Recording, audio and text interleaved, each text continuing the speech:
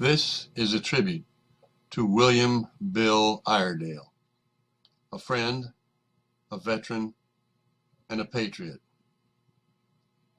Bill served his country as part of the greatest generation serving World War II and Korea, and a veteran and a patriot died today. He was getting old and a bit paunchy, and his hair was falling fast, and he sat around the post telling stories of the past, of wars that he once fought in, and the deeds that he had done, and his exploits with his buddies. They were heroes, every one. And though sometimes to his neighbors his tales became a joke, but all his buddies listened quietly, for they knew whereof he spoke.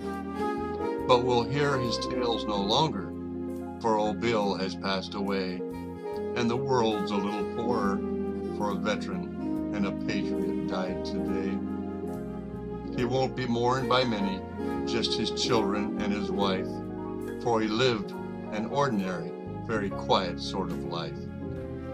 He held a job and raised a family, going quietly on his way, and the world won't note his passing, though a veteran and a patriot died today.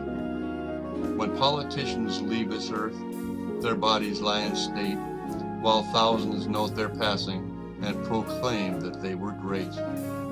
Papers will tell of their life stories from the time that they were young, but the passing of a veteran and patriot goes unnoticed and unsung.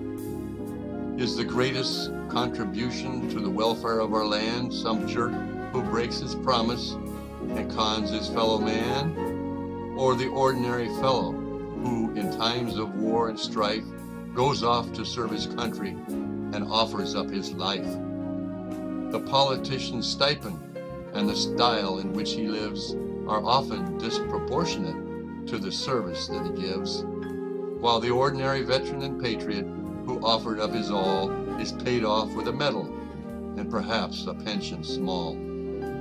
It is not the politicians with their compromise and ploys who won us our freedom that our country now enjoys.